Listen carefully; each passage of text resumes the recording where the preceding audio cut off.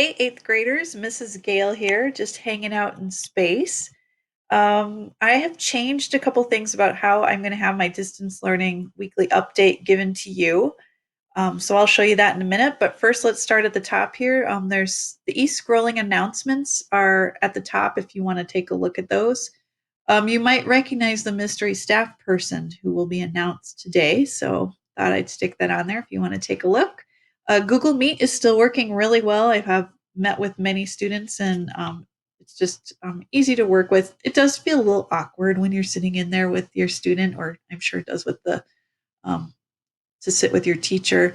But I've been able to get a lot of students right on track and check in and fix things that I have that I need to fix on my website or Google Classroom. So continue to fill out that request form or send me an email. Our learning target that we're working on is on rocks. So you can read through those three I can statements that you should be able to do when we're done with our work. Some students were asking me about, where is the summative help? It's right up here. So there's a video. Task 16 is a summative. I've asked students to go over again because some of you didn't do so well on that. And so now it's open. You can redo it. So take a look at that. We did task 21 where we had our flip grids and talked to each other. So you can go in there and look at that. And I have a video here that talks about it. To yesterday, we did the Find Two Rocks assignment, which is task 22, and I've really enjoyed looking at those. You guys are creative with coming up with new rock names. Some of you have named them after anime characters or something like an anime character. I've also seen one named after Elon Musk's new child. And some of you like combine words to create new words, and some of you just said driveway rock or something like that. So, and then it's been interesting to see the different collections and variety that you are finding. So, nice job on that assignment. I think some of you had some fun with it. The video is also there to take a look at, and I do give an example of my rocks, and then there is that secret link to an example. So today you are doing the Rock Cycle Web Quest Part 1, and that will be due on Monday. You will do Part 2 on Monday, and that'll be due on Tuesday. So that's task 23. I'll go to that in a minute. I just want to let you know on Friday, I will be in Google Meet with students from 9 to 11, but I am having a special Win Kahoot challenge. It opens at 10 o'clock in Google Classroom, so it'll just be released as an assignment, and it will have a link to Kahoot, and that will close at 11. So you want to see who will be the top rock. It's a familiar Kahoot. You've seen it before. It only has 10 questions, I think, so it's a pretty fast one. You can take it as many times as you want, but it will not be available until 10 o'clock. And again, it closes at 11. So let's go to Google Classroom.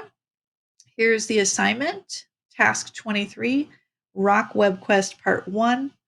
And that Win Friday challenge is linked right there, which won't open until Friday. Here's what the assignment looks like.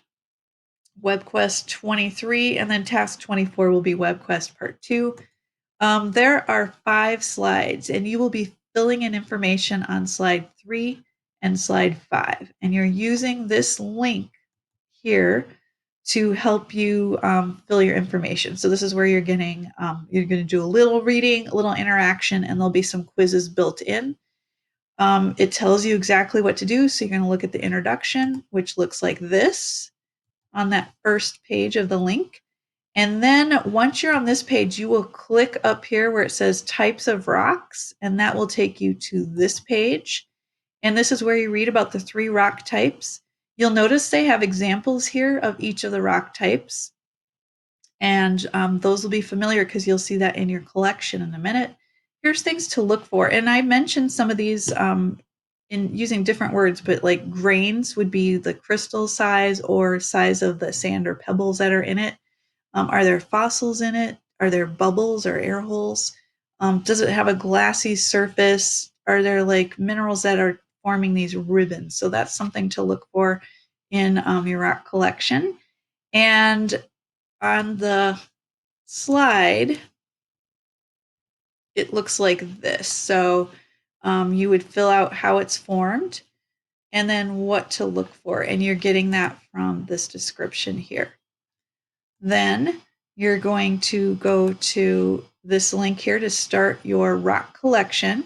The directions are down here, what you will do, and you will be putting your rock collection here. So you'll describe the rocks and you'll tell me what kind of rock it is. And then there's a quiz that you'll take and you'll put your score here in this box and then you will turn it in.